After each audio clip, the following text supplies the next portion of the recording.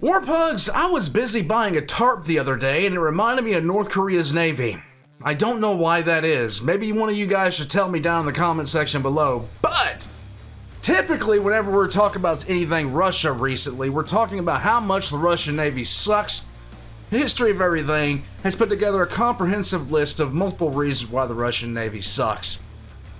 We're stepping away from that today. We're going to talk about glorious Soviet airplane. Yeah, guys, today we're jumping in with Animarchy. And this is the horrible history of Russian fighter planes. Imagine, if you will, a country that releases propaganda about a plane that they can't make, using capabilities that are far beyond their reach, thinking that it will scare everyone into pretty much, being a little bit more, cautious about their approach. And then you find out that the countries you were trying to scare went and built something that can beat your hypothetical plane. That is the history of the Russian Air Force. If you don't believe it, just do a little bit of research. Oh my god. Warpugs, the hilarity of, how far am I into, yeah, I'm past the point. There is a size measuring contest that is constantly going on over in Russia, and it never stops. You see it every single time they come up with a new tank program that never goes anywhere, a new naval program that looks utterly ridiculous the second that you get past the paint job and the amount of weapons ports they have. And then you have their fighter program, which, as Laser Pickle called the SU-57 Femboy, for the fact they called the video introducing it to the world Checkmate was probably the best thing I've ever heard of in my life. Warpugs, Animarchy has been kind enough to tell me, go ahead, do it. Do it. We're about to do it. This is the horrible history of Russian fighter planes. Now, brace yourselves, because everything in here is going to give me a chuckle. Let's go. Sponsored by NordVPN. Yes. Hello. Hi. I'm Animarchy History, and I have a problem. Oh. A while ago, I made a promise to a live audience of over 10,000 people that I would make a video analysing the Russian so-called fifth-generation fighter, the Su-57 Felon. Femboy. This, as you can imagine, requires an awful lot of research. I'm gonna hold. But it also sent me down a rabbit hole. You see, to explain why the Russian aviation industry is behind in developing a modern fighter, I would have to explain how they fell behind in the first place, which meant going through all the socio-economic and political background in their aviation industry. Hooray! Thus, what started as a quick 50-minute dismantling of Russia's flying facade of a fifth-generation fighter, it rapidly became a crash course in the entire history of Soviet fighter aviation. Hence, you see the ridiculous length of the video in the sidebar below. And as for my premiere peeps, buckle up guys. This is going to be a long one. Let's go. Now, keep in mind, it would be impossible to cover everything in excruciating detail. Every aircraft in history could fill a video by itself, so this will be truncated somewhat. And covering literally every prototype, every aircraft, and every personality, while maintaining a coherent and understandable narrative, would be equally impossible. So, if something don't worry about it, just run around and scream. That's generally what works best for me. Doesn't show up here, it was either cut for time or wasn't notable enough to include. Sweet. And even with all that, this is still an hour and a half long. So grab a drink, order some Uber Eats, and put me either on the big screen or on speaker, depending on your preference. Do you know that in the United States, when you order Uber Eats, you can't get it with a Toyota Hilux? But you know what you can do? Guys, I am very much anti-war. I have always been. I don't like it. It is not for me, okay? I've been there, done that. No thank you, okay? But every so often, a dickhead does something. You know where I'm going with this. Check the links in the description below. And there is a fundraiser going on right now to give the soldiers of Ukraine a couple of Toyota Hiluxes. He's only a little bit away from getting that second Toyota Hilux. So check the links in the description below. I had this marvelous script in my head where I would read, and it would sound like Tolstoy's World and Peace. I'm an idiot! Guys, description. Hilux. They turn it into an MLRS launcher. It's baller. Let's go. It's time for me to tell you a long and rather disappointing story. Sadness. And, appropriately, we start this story like the famous Russian author Leo Tolstoy. We start it by going right back to the beginning. All right. This video has kindly been sponsored by the world's fastest and most popular VPN service provider, NordVPN. In today's ever-changing technology landscape, a VPN is vital for staying safe online. We all know what a VPN is by now, and let's be honest, most of us have one. We use it to get around region blockers and access our favorite content, which, as an anime fan, I definitely need.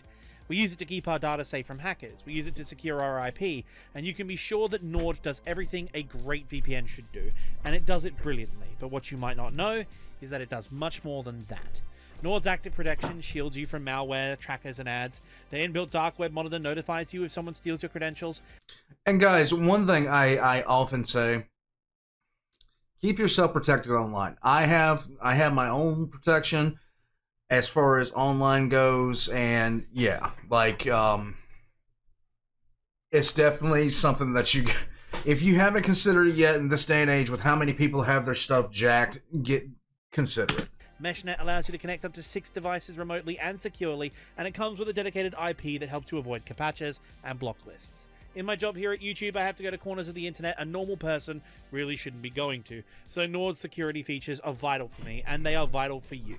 But the best part is, they don't track your information or share it, and are fully encrypted at all times, with an emergency kill switch should things get out of control. Ooh. They have 24/7 customer support, a dedicated app for every device, and right now, you can get 4 months extra on a 2-year plan by just clicking the link in the description below. They have a 30-day money-back guarantee, so you literally have nothing to lose by giving them a try. And it So will be in the please description do below, guys. Click the link in the description and get that special offer. Plus, you'll help the channel, and I appreciate all the help I can get. Now, back to the video. Back to the future. In the beginning, there was nothing. Mm-hmm. Until there was an almighty bang caused by the Almighty. At least so the story goes. What's beyond dispute is that the universe was created. Okay. This has made a lot of people very angry, and is widely considered to have been a bad move.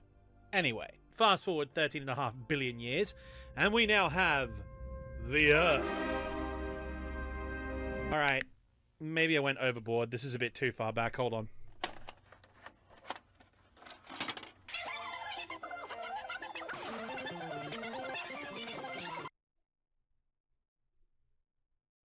Really? You had to go there. Yes!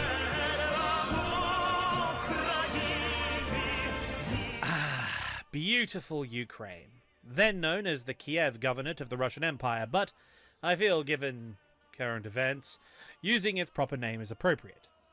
Kiev. Shame this didn't come out after the, shame this didn't come out until, another picture came out with that. If you know, you know. Has been a focal point of both science and culture throughout the centuries, and despite 5 revolutions, 2 world wars, and potentially being the catalyst for the 3rd one, it remains the jewel of Eastern Europe to this very day. Hooray! But more importantly, it was the birthplace and home to an absolute titan of aviation. Oh. Namely this man, Igor Sikorsky, who was, in 1908, a student at Kiev Polytechnic Institute, which has since been named in his honor. Mm-hmm. We know him today, of course, as the immortal god emperor of the American helicopter industry, but in his younger days, he was the up-and-coming star of Russian aviation design. However, the fact he is most well-renowned as a Ukrainian-American aviation magnate rather than a Russian one should give you the hint that things in the motherland were not exactly conducive to aeronautical excellence. Name a time when anything in Russia has been akin to excellence. At any time.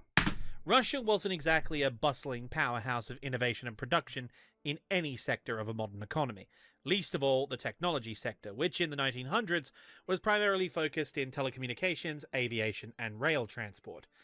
As we shall see, little has changed since then. In the 1900s, it's often said that the Ottoman Empire was the sick man of Europe, but despite the loosening grip on their imperial possessions and the upcoming collapse during the end of World War I, Turkey itself remained largely intact after a bit of an unstable period, and throughout the 20th century, their industrial and economic base would steadily grow and develop into the regional powerhouse we know today. Russia, by contrast, was in a terrible state. After their defeat in the Russo-Japanese War and the subsequent democratic revolution, which resulted in the creation of the Duma, Russia was in a catastrophic state of turmoil and decline. The last nation in Europe to abolish serfdom, almost the entire Russian population was still living in a near-feudal condition on subsistence farms, while the emerging urban working class had some of, if not the, worst living conditions in Europe, all while under the lash of a hyper-authoritarian Tsarist nobility and their government bureaucrats. And the thing about it is, if you really want to go back in time and look at, like, really at the conditions that set forth the October Revolution, just look at France prior to their own revolution and see how ridiculous, like, the Queen was at the time in terms of how she engaged with the public. The Tsar wasn't really doing himself that many favors either. He and his family weren't doing themselves that many favors either. But under the same token, they weren't nearly as bad face to face, honestly. But Russia's huge in comparison to France. Was I ranting? Yes, I was. This vice-like grip on the Russian economy by the aristocracy, combined with a lack of even the most basic infrastructure in terms of education and communication... Oh wow, that's changed a lot. ...severely hampered the creation of the merchant class and the trading class, and, well, capitalists, the bourgeoisie. They are required to spur on investment in industry, and this also had the catastrophic side effect of preventing any real form of social mobility for people to work their way up. Simply put, there was no money, no capital, no investment. There was literally nothing. No money at all. No money to invest in manufacturing. No workers educated or skilled enough to work in said factory, if you could even build it, and no working class or middle class to buy the products you made in that factory to justify the investment. There was no consumer base whatsoever, really. And as a result, most of the factories in Russia were either state-subsidized enterprises or monopolies of essential services owned by aristocratic oligarchs, namely the railway industry, the agricultural machinery industries, vodka distilleries, and of course, the arms and ammunition. And of course you can't forget the vodka distilleries. I mean, what kind of thing would I be watching about Russia if we didn't have vodka distilleries? The military-industrial complex. The only independent entrepreneurial activity in Russia, really, was foreign firms opening subsidiaries or funding startups.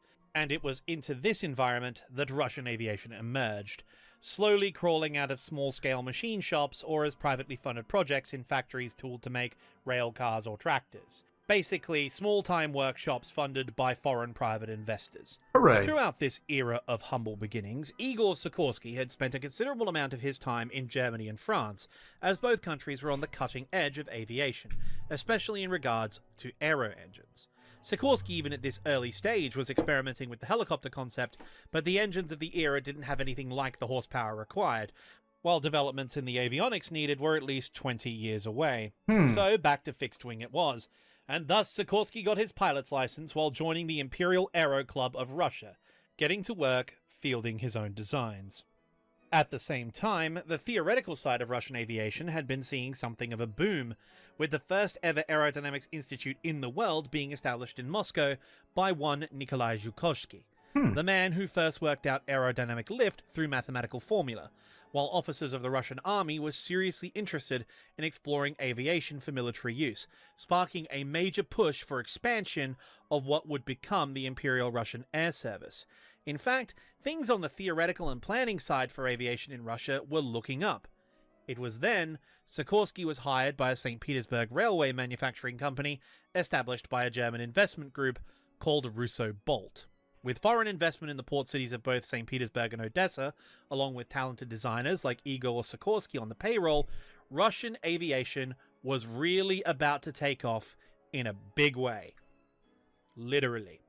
Both taking off and in a big way. These planes would be big. Russia always does things big, as we know. It's Russia, yeah. This was his project.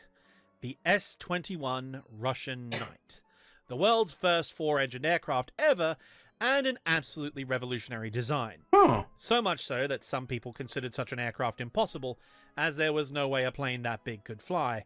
But fly it could, carrying 7 people in an enclosed cabin, which was absolutely unheard of at the time. Sadly, after extensive testing with Sikorsky himself at the controls, the only example was destroyed after an engine literally fell out of the sky from a landing aircraft, crushing the airframe. That sucks. As you can see, severe deficiencies in maintenance is not a new problem in Russia. But the accident gave Sikorsky a reason to move on to his next big project. And you see, here's the thing. We look back at some of these incidents throughout history where you have something like this, a design that you can easily see future bombers and like medium-sized airframes coming out of. You can see it in the actual design. But, things happen. It's an incomplete design. There's a lot that's going on with it. There's so much going on with it. In fact, it barely looks like it's able to fly, but it can fly. It's things like this that lead to innovation. The problem is, the big thing about it is you can't take a thing like this and put it on the floor. You really can't. And just start mass producing them because it just works. Which would ultimately become an aviation legend. The Ilya Muromets, a titanic aircraft for its time, with 16 passengers and a crew of giga-chad mechanics who, with pure unmitigated big dick energy, were able to service the engines mid-flight by exiting the cabin and walking along the wings. Hell no! And speaking of the cabin, it was amazing. It had a bar, comfortable chairs, and even a toilet, all centrally heated and lit by electricity. It was a marvel. This thing was incredible. A true groundbreaker of aviation. Nice. But only one of these airliners would be built, as the rest of the airframes would ultimately become the first ever four-engined strategic bombers. Huh. Because the year was 1914. Oh. And you know what time it is. Double kill. It's time for World War I. Yes. Some guy named Archie Duke shot an ostrich because he was hungry, and now Habsburg's heroes have invaded Serbia. Yay! Which of course means we have to invade Prussia to make it even for our Slavic brethren and our allies France. Right. But while millions of young men get ready to march into machine guns for nothing more than the egos of Europe's various inbred monarchies, this is a fantastic bit of news for the aviation business, because every prominent government in the world now needs planes, and they need them now. But for Russia, this is a problem. For while they had developed what was at the time the Of course, you could be like Germany. Use Zeppelins! largest army air service in Europe, almost the entire force were foreign designs, many of which relied on German engines, which, well... Problem.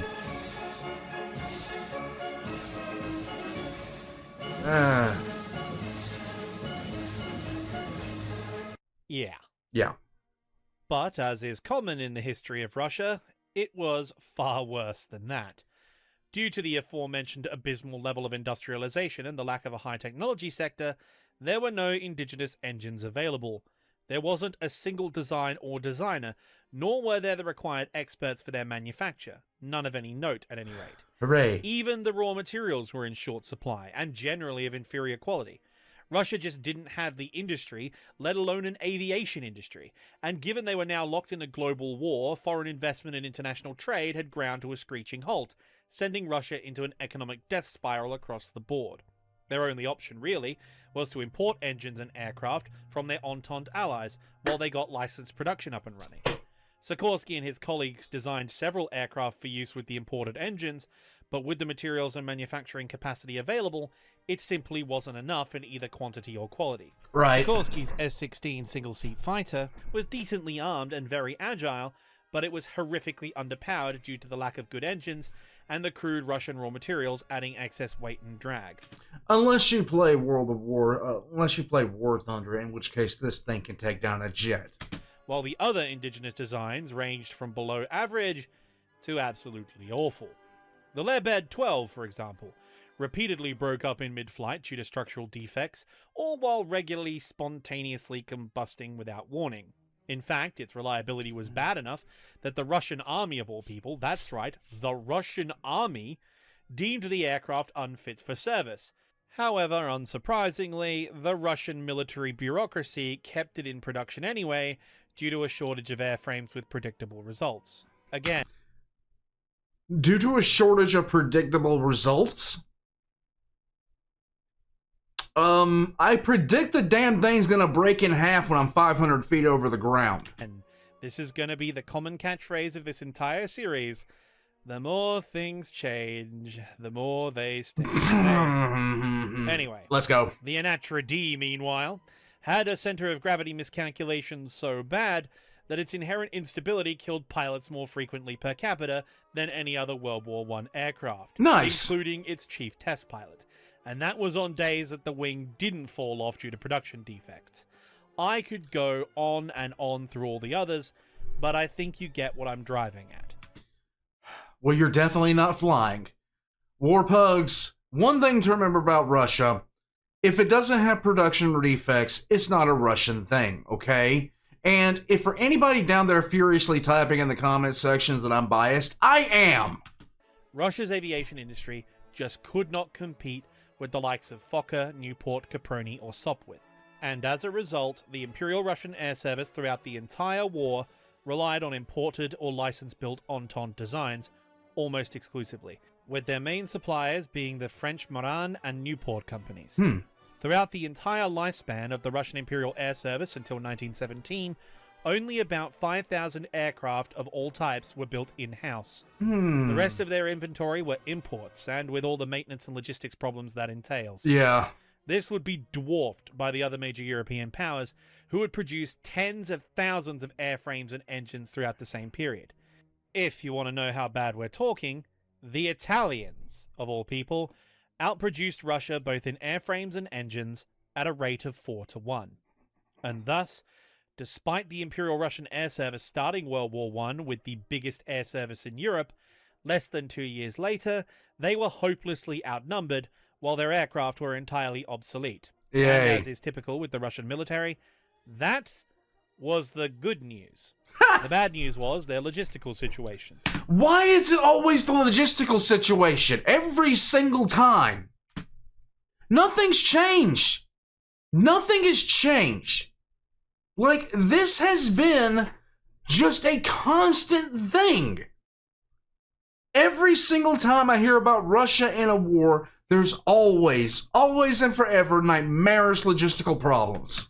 No replacements of any kind were available, be they engines, airframes, or spare parts to maintain their existing ones, while due to the reliance on imports from allies who themselves were locked in a full-scale war along the Western Front, there was absolutely no standardization whatsoever, like at all. Seriously, none. In fact, let me show you their operated types. Behold this list, while keeping in mind their low production numbers and the fact that they're hand-me-down imports, and the fact that it's Wikipedia, and of course it has a bunch missing, such as captured types and types that came into service later. Roll clip.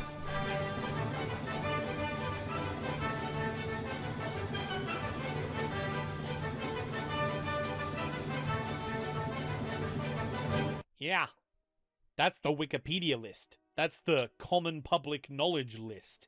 It's missing about half of them. Oh my god. Seriously, it was bad. It was horrible. The Russian air service was completely overmatched. They had no chance. They had one plane to cover 20 miles of front line on a good day, and that one plane would get outperformed and murdered by any German or Austrian plane it came across. Hooray! Sources for this period are of course sketchy given everything going on and the subsequent turmoil that would embroil the region later, but there are some estimates that Russia only had between 10 to 30 planes that had forward-firing synchronized guns, as in machine guns that could shoot through the propeller, available at any one time. Again, sources are sketchy on that. I'm using Yefrim Gordon for most of this, but Okay. that should just give you an idea for how bad the situation is. Most of their pilots relied heavily on two-seaters with gunners, obsolete pusher aircraft, or over-wing-mounted Lewis guns. It's unsurprising, therefore, that given the disparity, one form of attack would become famous among Russian aviators. Okay. If they couldn't outperform or outfight the enemy, No. they would simply ensure the enemy went down with them. Peter Nestorov would go down in history as the first man to execute an air-to-air ramming attack, which among Russian aviators would become known as the Taran. This level of desperation was indicative of the terrible situation they found themselves in. Casualty rates were appalling, and success was slim, not just in the air service, but across the entire Russian military along the Eastern Front. Aside from the brief success of the Brusilov offensive, which only came at truly extortionate costs in both lives and equipment, defeat followed defeat, which was followed by an all-out retreat.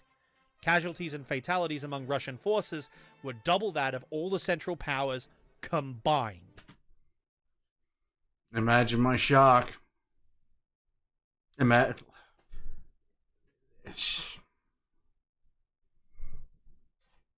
I like, nothing has changed. Nothing has changed. It's still the same old Russia.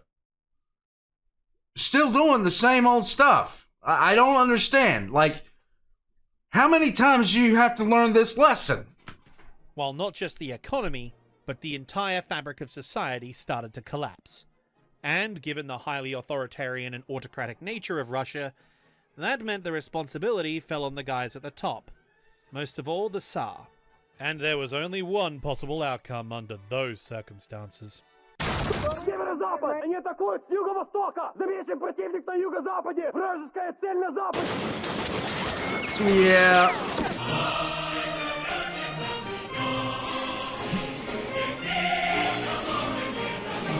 Ah, yes. We'll change them on door. It'll be fine, you see. Привет, comrades, and welcome to the workers' paradise. Ah, Yuri, it's nice to see you, yes. Okay, not really, but that's what it says on the brochure, so Oh, I guess we yes. have to go with it.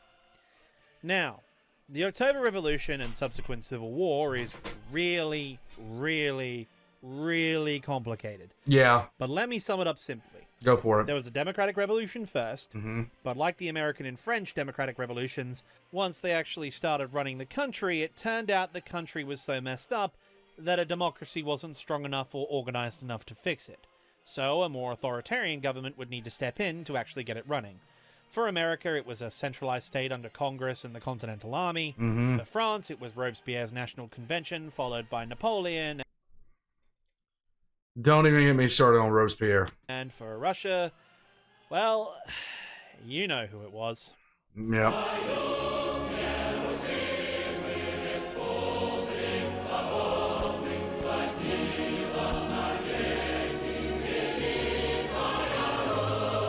While that was happening, all You cut it off at just the best part. I don't know.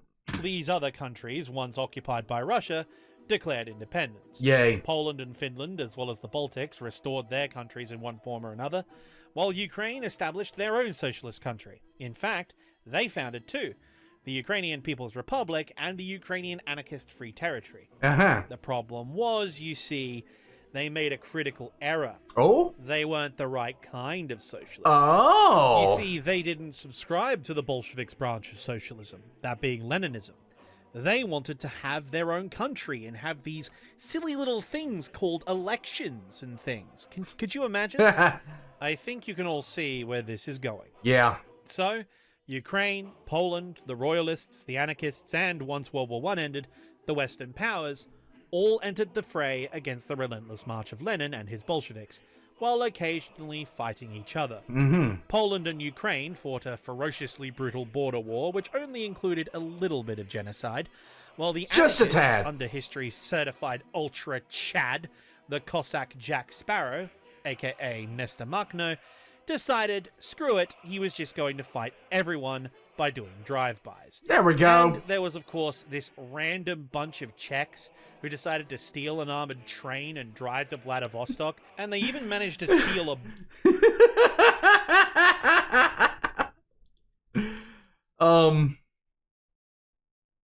Yeah, this was a thing that happened.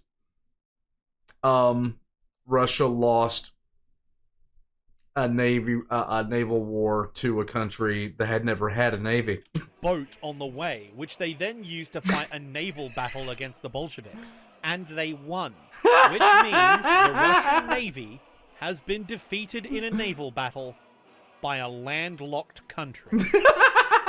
I'm just gonna let that one sink in for a minute. Oh God! Wait! Current losses to a nation with a navy. Yep, the Moskva. Oh God. Okay, so have a look at this, guys. Have a look. Just have a look. This is all you need to see, okay? Literally. The destruction all this caused, both societal and economic, And cannot morale. be understated. And as such, despite having a large reserve of aircraft left over from the Great War flooding the air forces of all sides, there was no infrastructure or supply line to sustain them. And so you had everything from Fokker D-7s to Farman Shorthorns operating over the same battlefield, but never in enough quantity to be decisive. Eventually, air operations for both sides practically dwindled out entirely due to a lack of spare parts and qualified personnel. Again, logistics. Thus, the Russian Civil War would be settled on the ground, with the eventual victor being the Bolsheviks, who, after murdering all their political opponents, destroying all independent democratic infrastructure, and essentially appointing their own elite caste of bureaucrats that centralized all power in the state in Moscow, they formed the Union of Soviet Socialist Republics, or the Soviet Union. Now, it has to be said, for the average farmer and factory worker, this was actually quite good, especially given how they were treated under the Tsar. But there was one really massive problem. Given they have just had a colonial war, a world war, and then the largest civil war in history in the span of a decade, the economy was completely destroyed, along with all the infrastructure needed to support one. And, you remember how Russia was struggling with investment, capital development, and the creation of a skilled labor pool? Well, half the cities and towns have been razed to the ground, the Bolsheviks have just shot all the business owners, and seeing them get shot helped all the trained professionals to make the smart decision to get the f*** out of Dodge. Right. One of them being Igor Sikorsky, who hopped a boat to New York while the going was good. So now, you have to rebuild a country with no experts, no money, and no way to get them back. Not to mention your ideology prevents you from taking some of the obvious steps necessary to start rectifying the problem. Hooray! This would have a lasting effect on the Soviet aviation industry for reasons that are obvious. Nevertheless, a considerable segment of the academia who, by the nature of their profession, were progressives and Marxists, stayed around to help build the new state. Or they couldn't get out otherwise. And this, of course, included the aviation pioneer Nikolai Zhukovsky mentioned earlier. He cobbled together what remained of the Russian aviation industry and its associated intelligentsia to found the Central Aerohydrodynamic Institute, or in Russian, TSAGI. Meanwhile, in an initiative spearheaded by Lenin's wife Krupskaya, a massive literacy program was started across the Soviet Union, yielding incredible results, while the removal of class barriers engendered a glimmer of meritocracy, allowing some truly standout talent to come to the fore. It was then that Lenin, having finally decided to read Marx's Das Kapital and understand that capitalism is a necessary stage of development while building the productive forces of a society, announced the New Economic Policy, or the NEP.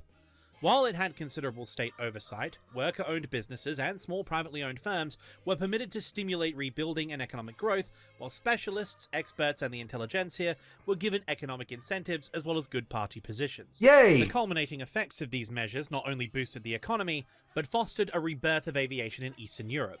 The Red Air Force was now filled with young, educated, and dynamic officers, looking to build a new and modern branch of military service, while a new crop of up-and-coming designers started the long and arduous task of building a truly indigenous Soviet aviation industry.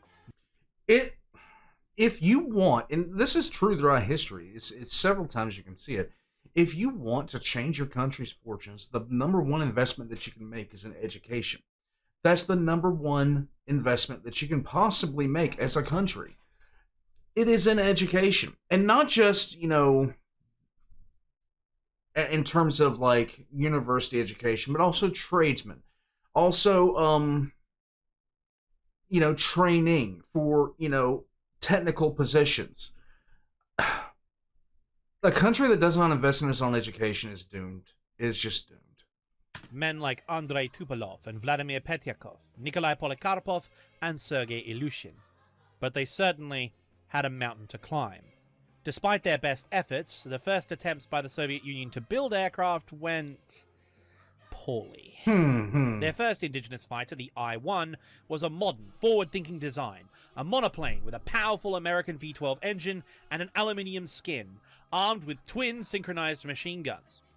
It stalled and crashed on its maiden flight. Yay! So they built a second one. And then that crashed as well. Oh. So they built a third one. This got airborne and up to speed, only to fall into an uncontrollable spin, and then crashed. Oh! But the fourth one stayed up. Though, by the time the project had achieved all that, it had been deemed a failure, and so, after a limited production run, the I-1 was cancelled. Oh. That said, though, the test pilot did carry out the first parachute jump in the history of the Soviet Air Force. So... Yay! Yay? Hey, I guess? Hey, take your wins where you can get them, my guy. Take your wins. The Soviets had plenty of talent, and the ideas were good, but they just didn't have the skilled labor, materials, or the industrial capacity to make it work. Again, stop me if you're noticing a theme. So, next, they decided to play it safe and go a bit more traditional. Okay. Next, they tried biplanes. Yay! Behold! The DI-1. A two-seat fighter, this time with an even more powerful W-12 British engine. Surely this one will do better, and it crashed. The aircraft fell apart mid-air, and upon inspection it was confirmed that poor building materials and unskilled labor caused the complex airframe to come apart at high speed, killing both aircrew in the process. Look, it was going to be a very, very long road, but at least now they were learning.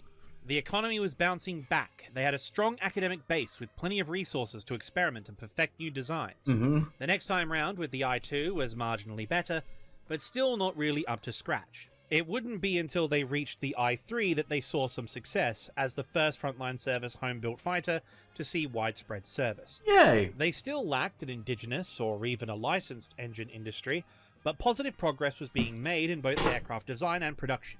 If we keep this development up, this economic development, and fostering the innovation and passion of the workers, if we keep progressing our society while unleashing the talents of our artists and academics, we could be at the forefront of a whole new age of economic, social, and aviation development. Yeah.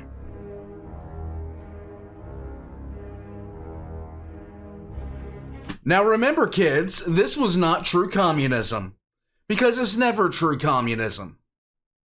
Ever. Under any circumstances. Because there's always, at any point, you can get somebody like this. Oh my God.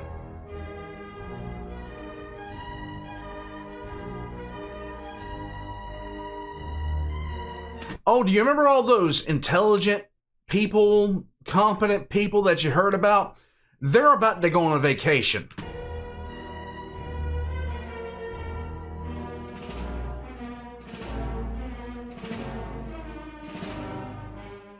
All right. Hands up who saw this one coming. Everyone? Is that everyone's hands I see up?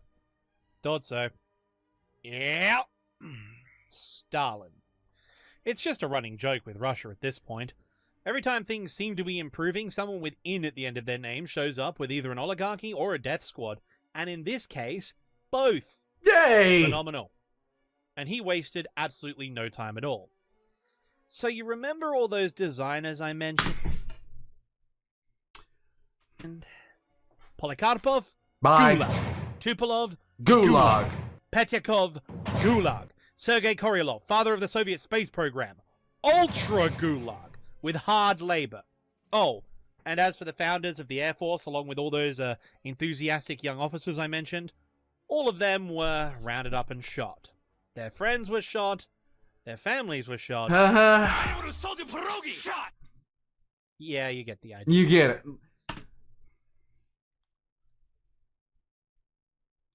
I can't really overstate this enough. The biggest problem with communism, is human nature. Because a guy like this gets in power, doesn't matter. Like, the people that sit there and that really do want communism, I just wish they'd look at every single time it's happened throughout history where a country has attempted communism and got communism, and then promptly within a quarter second of the Great Revolution happening, somebody like this took power, and then a whole bunch of people either died or went missing. With the rise of Stalin, all the reforms and progressive developments were abolished. The private sector that had rebuilt Russia in the aftermath of the war was immediately collectivized and centralized under party control. Yeah. The owners of the businesses and farms were deported, sent to the gulag, or shot as kulaks, depending on their individual wealth, their resistance to collectivization, and how big the execution quota was that week. Yeah. I wish I was kidding. This was done in accordance to the 5-year economic plans initiated under Stalin to rapidly industrialize the Soviet Union in order to catch up with the other nations in Europe. And it has to be said that it worked. As the rest of the world collapsed under the weight of the Great Depression, the insulated economy of the Soviet Union started to boom, with the many unemployed tradesmen, senior managers, and technical specialists from the West being brought in on contracts to help develop the country. In fact, most of their dams, highways, all those projects were built and designed by Americans. However, as the old saying, their entire tank industry was built by Americans from Detroit. Goes, when you spend money on things, that money has to come from somewhere. And the only major exports that Russia had were raw materials and, of course, foodstuffs. Mm-hmm. But the collectivization of agriculture, while allowing for a better allocation of labor and resources to industrialization, had halved productivity. After all, no one was making any money from farming anymore, so why stay on the farms when Stalin wants steel mills?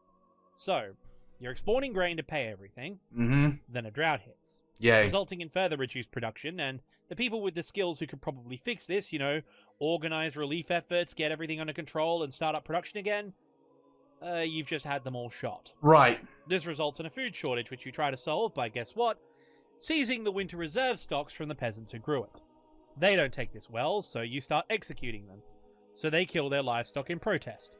So you seize literally everything they own in order to feed your industrial workers, who you've drafted from their farms because you need to industrialize. So now you can't grow anymore. Yep.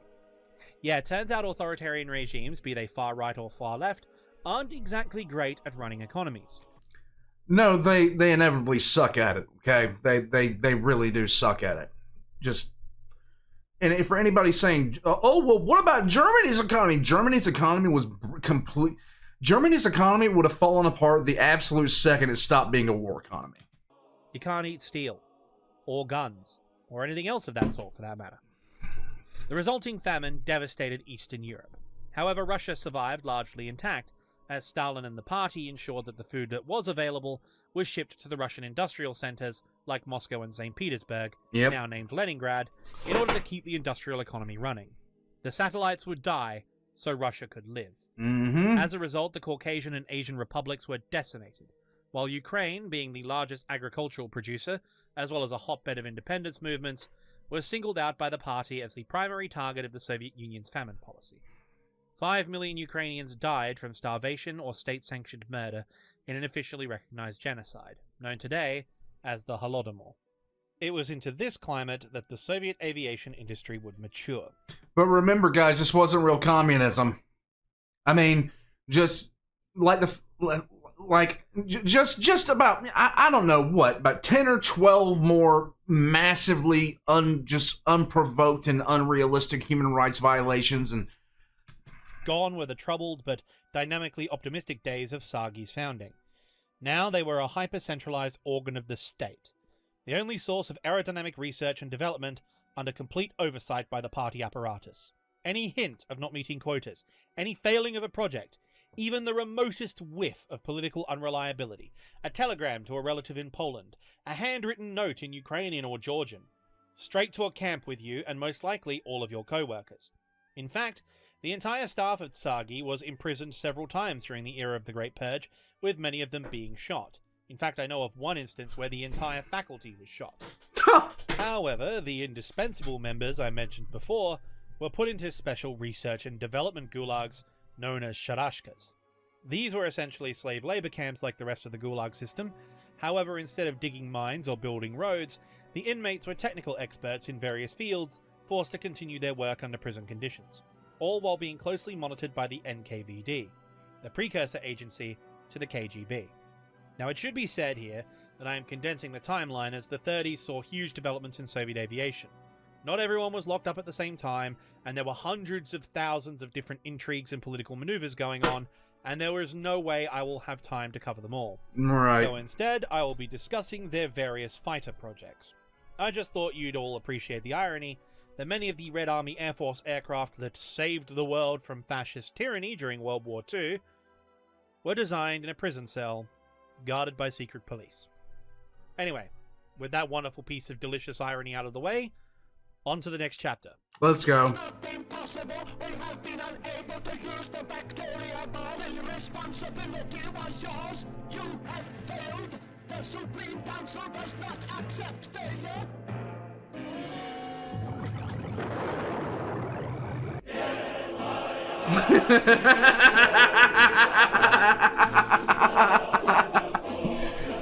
That's an appropriate title.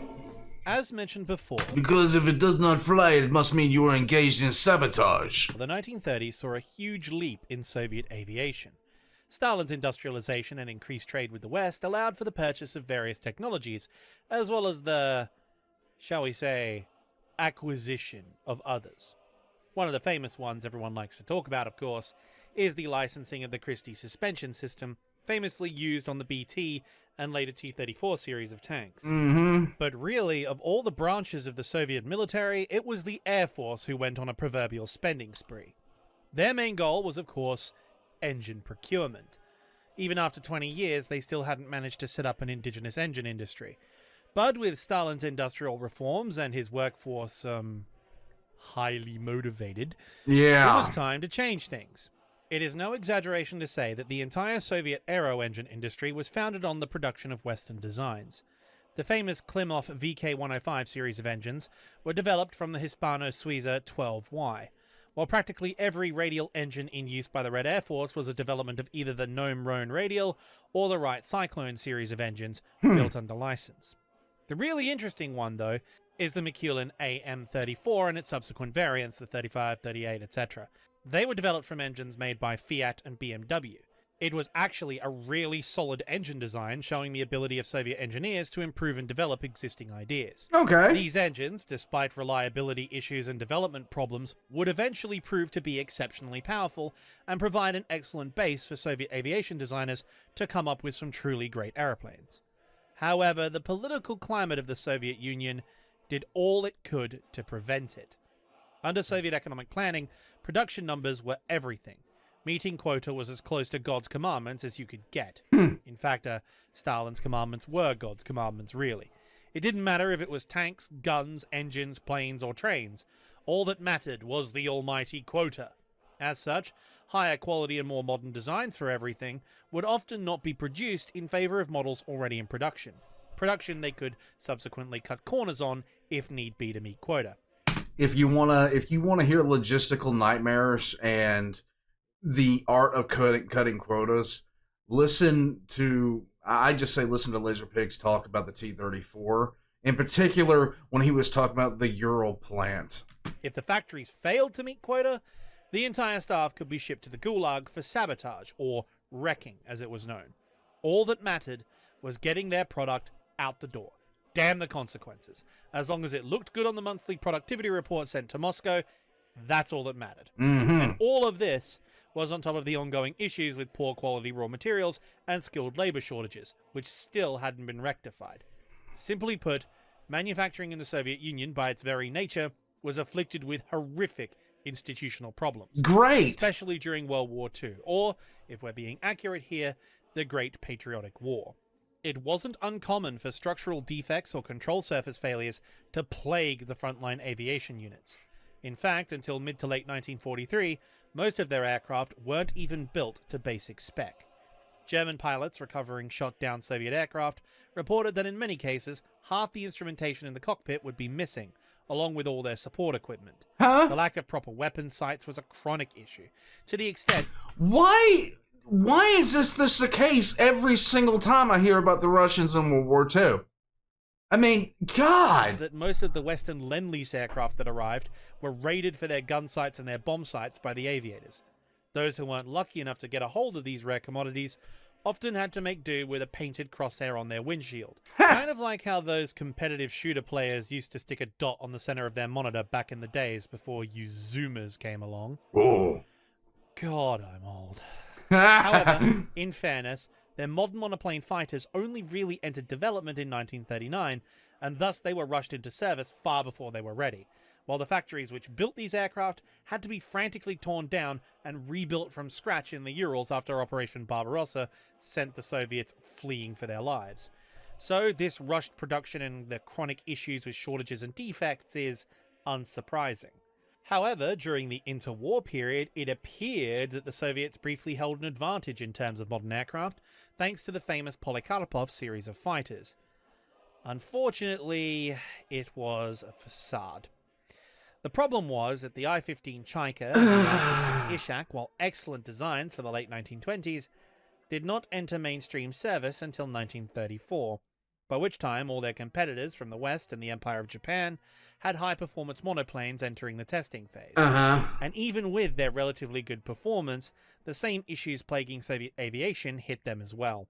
Poor materials, reliability problems, and the I-16, while a forward-thinking monoplane with retractable gear, had a number of severe flaws. Visibility was a problem.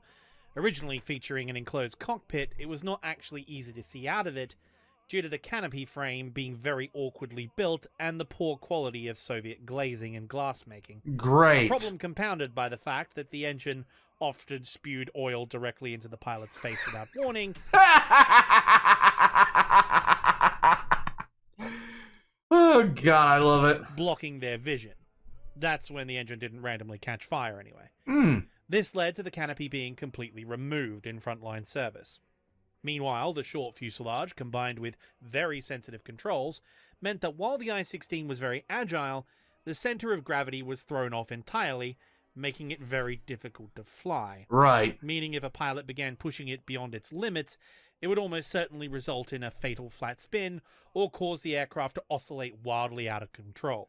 Combine this with the serious deficiencies in Soviet pilot training and the low educational baseline of their recruits, and the I-16 would end up killing a considerable number of young Soviet aviators. Surprise. It was a sad reality that this tragedy would be compounded by the fact that the Spanish Civil War and the border clashes in Manchuria during the latter half of the 1930s would subsequently show that after all these efforts and all that sacrifice, the Soviet Air Force's frontline fighters were completely outclassed by their adversaries, forcing them to rush the development of replacements. To achieve God, the phrase, "this becomes a trend," is just... achieve this fast development turnaround, they had to get help. And they got that help by calling in a favor. A rather ironic favor. Oh? You see, the Luftwaffe during the 1920s was not allowed to exist. And while Lufthansa kept training way more pilots than they needed on two-engined planes that definitely weren't designed to be converted to bombers, they still needed to train fighter pilots. So the German government at the time had to find a place to train pilots and develop tactics without the Entente allies noticing. And the only place they could do that was the Soviet Union. So throughout the 20s and 30s, Germany and the Soviet Union worked together, developing tanks, planes, training pilots, testing strategies. In fact, the entire department of the Red Army responsible for developing weapons of mass destruction, chemical weapons, biological weapons, and of course later nuclear weapons, that entire department was originally set up by the Germans. If you're surprised by this, you really shouldn't be. The Molotov... I can't even... That pact... It was not the only thing that the Russians and the Germans were getting in bed together over. But of course, things got a little complicated when old Mustache Man showed up, given his whole destroy communism thing. But in order to pursue his rearmament goals, he would need to sign various commercial agreements with the Soviet Union. And when it came time to invade Poland, he needed security guarantees and, of course, natural resources to make war. Of course. And so, the Nazi-Soviet commercial agreements were signed alongside the Molotov-Ribbentrop Pact. But Hitler and Stalin definitely weren't allies at all. We swear, we promise, we had all these documents we released in the 1950s proving it. Yeah. They're completely legit, unedited by Stalin in any way, and Completely. definitely not contradicted by the German Foreign Office document captured by the Allies. Right. Anyway, one of the methods of... Because they tried to say that they were never aligned with Germany. They tried to basically sweep all that underneath the rug. Payment for Soviet raw materials to fuel their rearmament and subsequent conquest of Europe were examples of modern German aircraft and their blueprints. These would prove invaluable in not only developing their own aircraft, but understanding the capabilities of their enemy. However, of course, it was a well-calculated gamble on the Germans' part, as they rightly surmised that the Soviet research and development and production cycle was not good enough to make use of their technology before they developed something better, or preferably, they had already declared war and defeated them. Right. As we know, this gamble would eventually prove to be the biggest backfire to happen in the Soviet Union, at least until the first flight of the Tu-22, but originally it didn't look that way. Because aircraft design under Stalin's rule was an absolute disaster, filled with nepotism, party politics, gulags, bureaucracy, and, quite frankly, incompetence. And I can think of no aircraft that sums this up better than what is possibly one of the worst flying machines ever built. And I use this term, flying, in the loosest sense. Oh, God. For as the Bf-109 made its presence known, everyone in Europe's air forces collectively shat themselves and began rushing to source a competitor or replacement to their current in-service fighters. In the Soviet Union, this task would fall to Polikarpov, Lavochkin and Gurevich, Artyom Mikoyan, and Alexander Yakovlev, who would all propose designs. Or at least they would have, if it wasn't for the fact that People's Commissar of the Defense Industry, Mikhail Kaganovich, was good mates with and the father-in-law of a bloke in the Communist Party who had just graduated from the Moscow Aviation Institute. Oh my God. It's like, this is just not, like,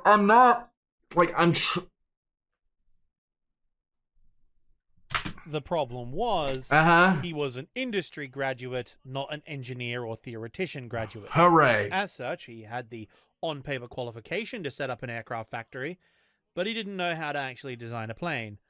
Furthermore, he had no practical experience in the field at all.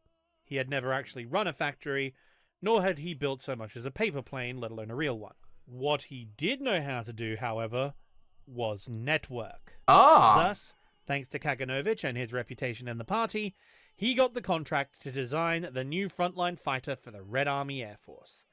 Object designation I-220, named the IS, which of course stood for Joseph Stalin.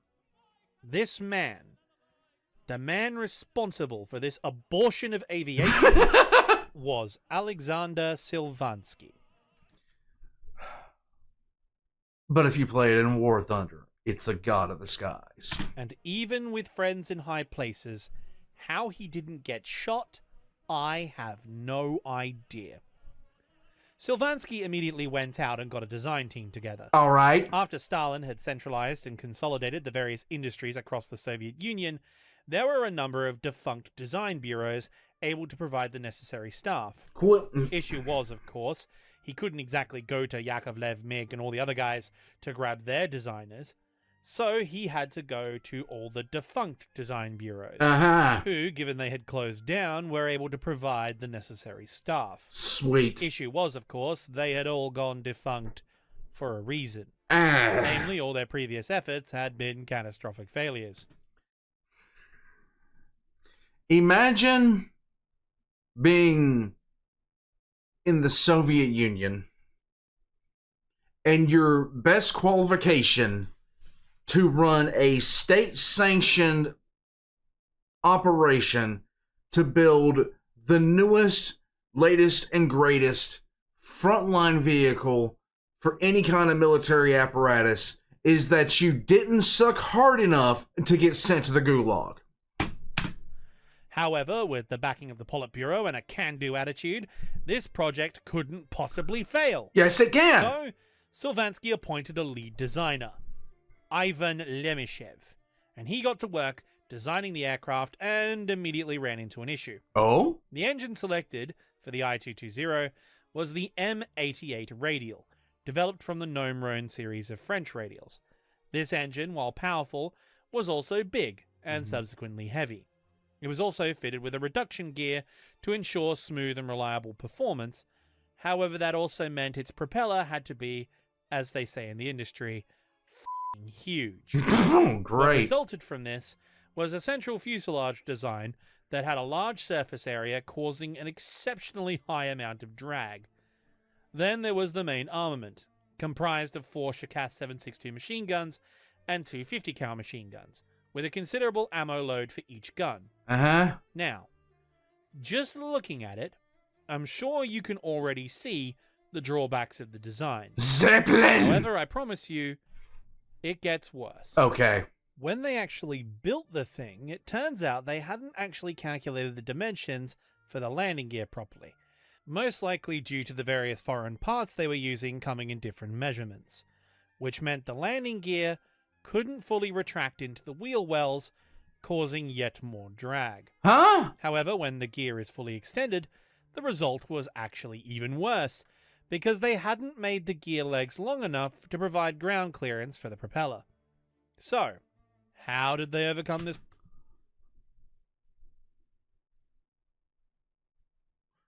I thought it was going to be bad.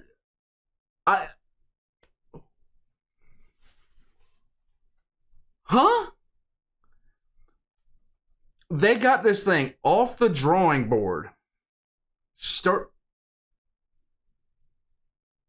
Put together mock-ups of it, and that's the first time they realized, hey, if we try to take this thing off or land it or do anything with it, with the propeller running, it's going to plow a field.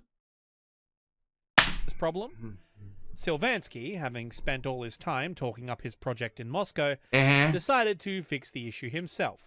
He went to the tools locker, grabbed a hacksaw, and sawed the propeller's tips off so it did clear the ground. Then he went around the engine cowling with a hammer and hammered down the engine fairing to make sure it fit properly, only to then find out that due to design and production delays, the engine they would have to use was actually an M87, which didn't produce as much power while not fitting the designed engine mounts, which ended up forcing a redesign, further ruining the already terrible aerodynamics of the nose section. And as you can imagine, the build quality from the project manager was typical of the rest of the staff. This thing was a fat, heavy, underpowered, poorly built monstrosity. And then it tried to take off. Only it couldn't. It was too heavy. It couldn't get enough lift, and there wasn't enough runway in the world to let it get up to speed. Turns out, failing basic engineering tasks and sawing your propeller in half has a negative impact on aeronautical performance. You don't say! So they needed to reduce weight. How are they going to do that? Well, they took the only logical step. Okay. Yes, it's a fighter plane, but does it really need its guns and ammunition? I mean, really? Does it really need it? No, of course not. So they took the guns and ammunition out, and thus this What are they going to use? Harsh language? so-called aircraft finally got airborne. But it didn't stay up for long. After getting to about 500 feet, the aircraft was vibrating and shaking all over the place. Controlling it was damn near impossible. The torque of the motor was atrocious, the center of gravity was off, the wheels protruding out of the wheel wells disrupted the airflow and caused an almost fatal amount of drag, and the test pilot barely escaped with his life on landing, almost ground looping while avoiding a prop strike by mere millimeters. After only 2 flights, the test pilots flat out refused to fly this thing, telling the director and even senior Soviet leadership that it was, in their words, and I quote directly, a bad heap of shit. They unanimously declared the I-220IS as unflyable and recommended the project be abandoned. Nice. It was subsequently taken to the Moscow Aerodynamics Institute, Sylvansky's alma mater, to be used as an exhibit for its students of how not to design an airplane. And so, in the end, I was waiting to hear the test pilots got shot, to be honest with you. after all of that trouble, it would fall back to the original gang of designers, the most prominent one being Polikarpov and it was he who would be the first up to present his entry for the next frontline fighter for the Red Army Air Force. Let's hear it. The I-180 project had a lot of potential. It was a far better design overall than the Sylvansky IS, but it Looks used better. the same engine, and as such, it suffered similar issues. Okay. Polikarpov, however, was a competent designer and straightened them out over the next 3 iterations. Though to do it, he had to abandon the more advanced technologies and more ambitious design ideas he had, and fell back on a layout similar to his earlier work, which meant what he produced was essentially a Super I-16, just faster and more agile and more heavily armed. But alas, despite these improvements, it also had the same vices. It was difficult to control, quick to spin, and it required constant attention to fly properly. It also had the disadvantage of being very intensive on the use of special metals, something the Soviet Union wasn't equipped for the mass production of. Sweet. And of course, it still suffered from the same problems of lack of skilled labor and poor raw materials. A trend. Again. Guys, don't let anybody ever tell you that skilled labor is not a good thing. It is... Oh, God. We've heard it over and over again. We're going to continue hearing it the rest of the time that we're watching this. Skilled labor. He warned the Department of Military Industry and the Air Force that his design required more fine-tuning and proper training. But that would cause too long a delay. Right. And thus, the aircraft was forced through into the testing phase. As a result, the I-180 ended up killing 2 of the Soviet Union's best test pilots, one of them being the famous Valery Chekalov. Once more, Soviet bureaucracy and political machinations had killed its aviators and undermined the nation's defense. Good game. But as we all know, the Soviet state is infallible, and course. therefore, someone was at fault somewhere, either by negligence or by sabotage. And it was the designer. Someone had to answer. And that someone was Polikarpov. He was declared persona non grata, stripped of his post, and sent on a fact-finding mission to Germany, which, as we know from the Great Purge, is usually a setup to getting shot on subsequent trumped-up charges of treason. Hooray. R.I.P. Tukhachevsky. Truly a real one. Luckily for Polikarpov, though, the heat had died down when he got back, but never again would he lead a design bureau. He was relegated to working for a new up-and-coming superstar, Artyom Mikoyan, and his colleague Mikhail Garevich, otherwise known as MiG. You'll be hearing a lot about them in future, but this was still the early days, and they were just getting started on their contender for the frontline fighter contract. Speaking of, with Polikarpov out of the race and the Sylvansky IS quite literally shaking faith in the currently available radials, let's talk about the Yak. Soviet authorities put out a request for a fighter with an inline liquid-cooled engine to compete directly with the Bf-109 on its own terms. The engine selected for this contract was the Klimov VK-105, and while it too suffered the woes of Soviet manufacturing and a number of early teething problems, with a good ground crew performing the required maintenance, it was a powerful and, eventually, after a lot of effort, a reliable engine. Yay! Its latent potential and quality would become clear as the war progressed, as its later variants would prove the equal of the Daimler-Benz 605, especially at low altitude. The question was, which designer could provide the best airframe to fit this engine to? Yak.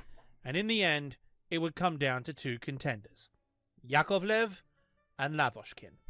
Although, I do want to mention one absolute mad lad of a designer, Leonid Kurchevsky, who, while all this was going on, threw his hat into the ring by trying to mount massive cannons on various designs. Unfortunately, he couldn't violate the laws of physics or work out the logistics. Oh, come on. Can't we do it just once? Let the man bird fly, or bat, if you... So instead, he mounted single-shot 76mm recoilless rifles to the aircraft built by Dmitry Grigorovich, the IZ and the IP-1. Needless to say, though, they didn't do very well in testing. Right. The guns could potentially tear the wings off in flight, while the airframe itself would be rendered unusable after firing repeated shots.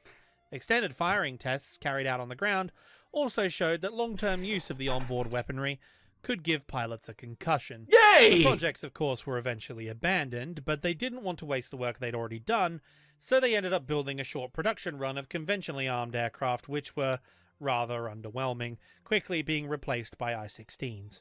I know this little aside doesn't really fit in here, but it was so cool I just had to mention it somewhere. Paper Skies has a great video over on his channel if you want to hear the full version. Anyway, getting back to the correct timeline. At the main designers' bureaus, there was an extensive amount of brainstorming taking place.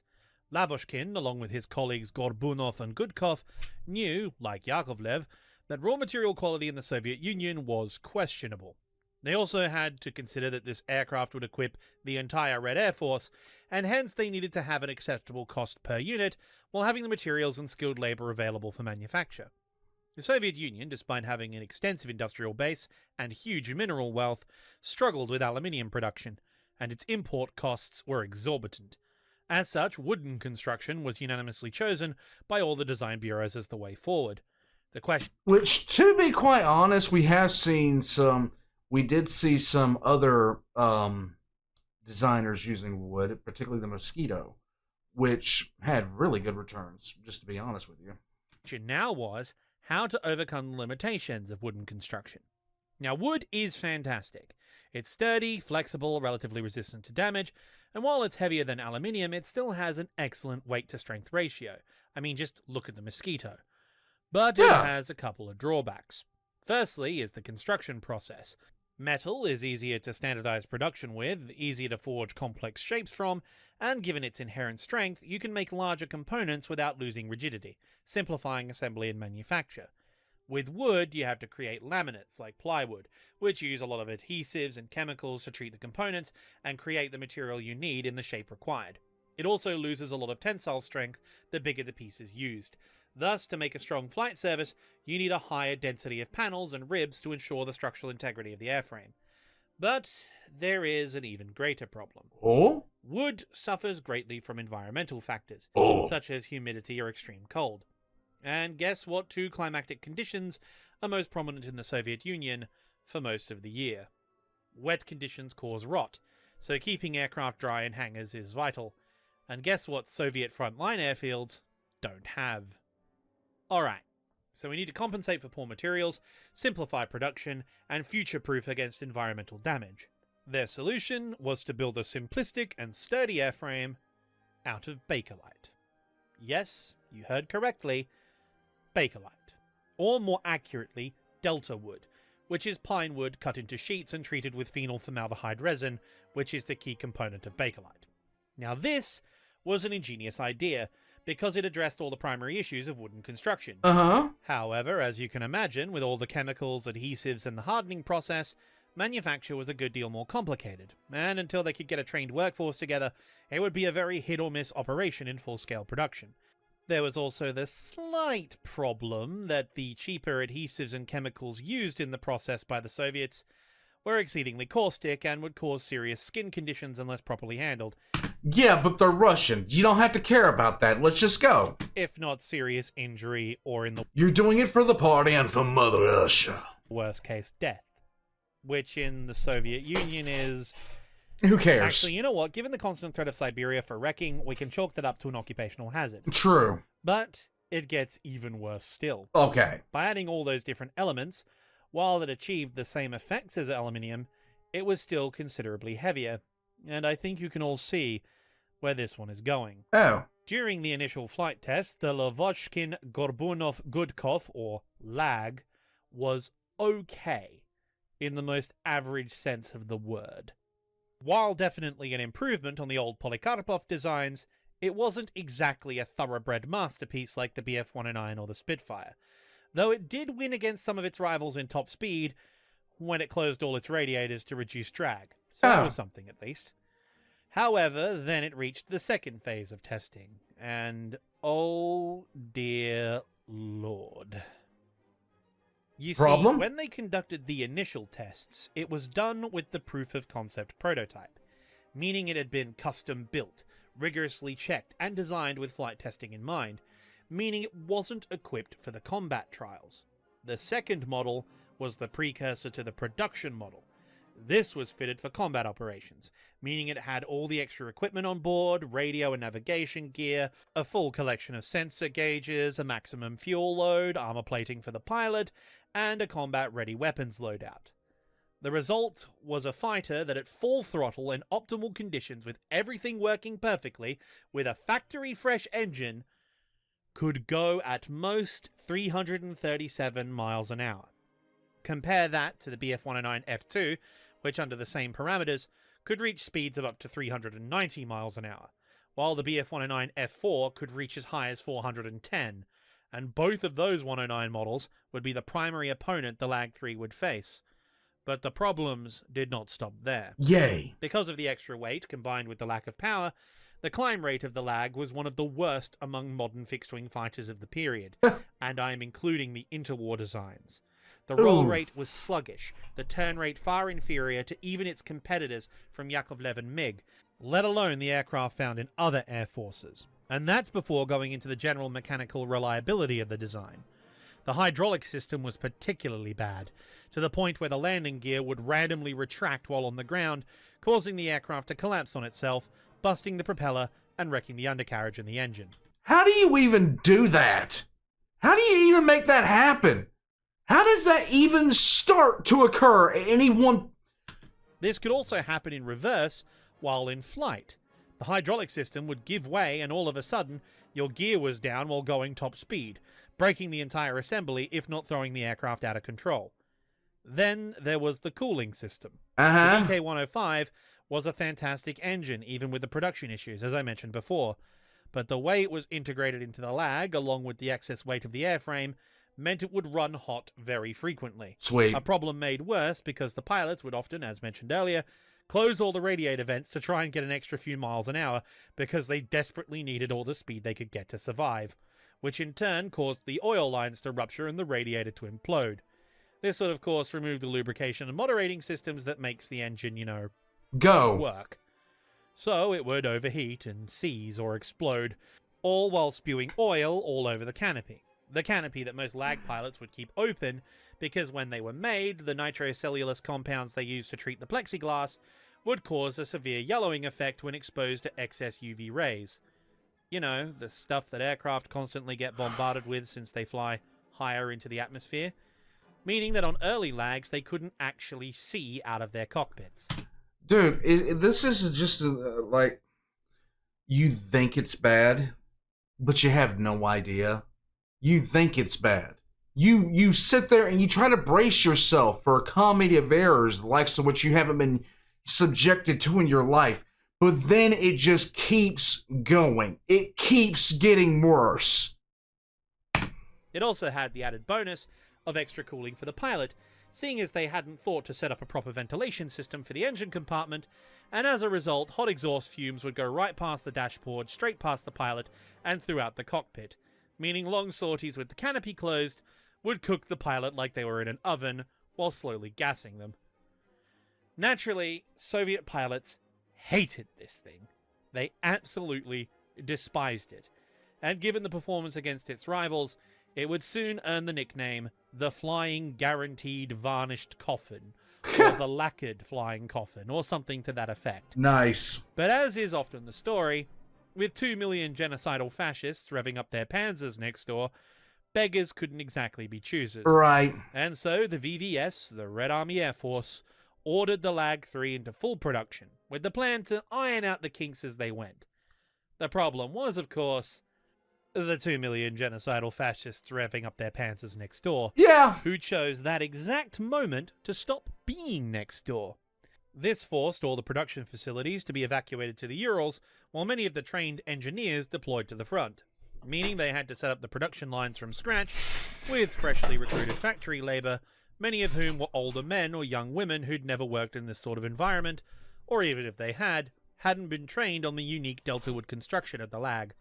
As a result, the quality issues I just spent the last few minutes explaining Got worse. Nice. and in a twist of bitter irony, the structural design of the Lag, the one good thing it had going for it, ended up being a double-edged sword. Because despite all its faults, due to that strong delta wood design, the Lag could actually sustain an awful lot of punishment. Like many Soviet vehicle designs at the time, it was built to operate in exceedingly harsh environments at the hands of relatively low-skilled operators, making its combat survivability quite impressive. However, if any of you recall my dear friend Laserpig's T-34 video, he mentions the heat treating process done to the hulls of Soviet tanks to squeeze that extra armor performance out of lower quality materials, which, when subjected to extreme kinetic force, caused the armor plating of the T-34 to shatter, even if the round didn't penetrate, knocking out the vehicle. The Delta Wood construction of the Lag-3 provided it great rigidity and strength. When it got hit with shrapnel, flak, or ball ammunition, the aircraft would simply shrug it off, and because of the treated wood design, when hit with incendiary ammunition, the Lag actually wouldn't catch fire and burn as often like many of its fabric-covered or pure wood contemporaries. Okay. Unfortunately, the Luftwaffe had a secret weapon. A weapon they had used to great effect against the Spitfires and Hurricanes in the Battle of Britain. The Luftwaffe's fighters were all fully equipped with rapid-firing 20mm cannons, and those cannons could fire the Minengeschoss round, or in English, the mine shell. This explosive cannon round was unique among the aircraft armament of World War II. While other nations, including the Soviet Union's own 20mm, which the Lag was armed with, all of them were equipped with ammunition that gave a good balance between armor-piercing, fragmentation, and high explosive. The Germans, on the other hand, figured that, given they were mostly targeting aircraft, explosive yield would be the #1 priority in maximizing damage against aerial targets. Right. Especially light fighters and tactical bombers, which, given their role was achieving air superiority over the front line, made those targets the priority. This resulted in the mine shell, which had as much high explosives packed into it as physically possible, meaning that when it hit the rigid, artificially hardened surface of the Lag's Delta Wood monocoque construction, it would cause the fuselage and flight surfaces to literally shatter. Thousands of young Soviet aviators would die at the controls of the Lag-3, poorly trained and woefully unequipped to face the highly experienced and exceptionally armed enemy invading their homeland. Some of the reports coming off the front lines, for the amount, for like some of the aerial battles that were happening, ratios of 20-1 weren't uncommon. Ratios higher than that weren't uncommon. It just an absolute bloodbath in the skies. But thankfully, for all our sakes, the Lag was not the only fighter they had at their disposal. Because after all, like with most Soviet aviation design competitions, this was a three-horse race. Alexander Yakovlev had reached the same conclusion as Artyom Mikoyan. While Delta Wood would solve a lot of issues regarding maintenance and materials availability, the VK-105's reliability issues in the early models of the engine, combined with the concerns about excess weight, meant that an alternative solution had to be found, and both men settled on a hybrid construction of metal, plywood, and fabric. Their aircraft would be built around a steel tube frame and then finished with the more available materials. This saved weight, provided excellent airframe strength, while keeping true to the original idea of having an easier-to-maintain aircraft in rougher conditions. Plus, it didn't need all the complex manufacturing techniques with chemicals that could seriously injure or kill you, so that's a bonus. That's a plus. The downside was, of course, that the environmental factors Delta Wood was brought on to counter would affect both these designs, and as such, ground crews had to perform constant maintenance on both types of aircraft to keep them combat ready. However, in a clever piece of foresight, Yakovlev had planned on such an eventuality. While Mikoyan had chosen the complex approach for his hybrid construction, something he would become rather infamous for, Yakovlev had decided that the traditional Russian method of weapons manufacture would be the best option. Hit airframe with hammer, comrade! Put engine in flying box! Cover box in cloth! Throw at fascists! Keep throwing at fascists until they run out of planes! Or ammunition. In all seriousness, Yakovlev's core concept was the simplest method and, quite honestly, the best one. Build all the parts that need to be solid, such as the airframe and control surfaces, out of steel tubing, make everything else out of wood, cover it in fabric, make it small and as light and aerodynamic as possible with the best engine you can fit it with. There you go. Slap on some guns, and you're off to the air races. The resulting design was, of course, the Yak-1, armed with 2 machine guns and a 20mm cannon. This fighter would form the backbone of the Soviet fighter force in the coming conflict. Perhaps the most agile aircraft in the world besides the Zero, The Yak could turn on a dime, go faster than the earlier model Bf-109s, and at low altitude below 3,000 meters, or roughly 10,000 feet, it could actually go toe-to-toe with the very best the Germans had to offer. And this is the difference when you're sitting. This is what happens when you sit there and let somebody actually work with the stuff that they have.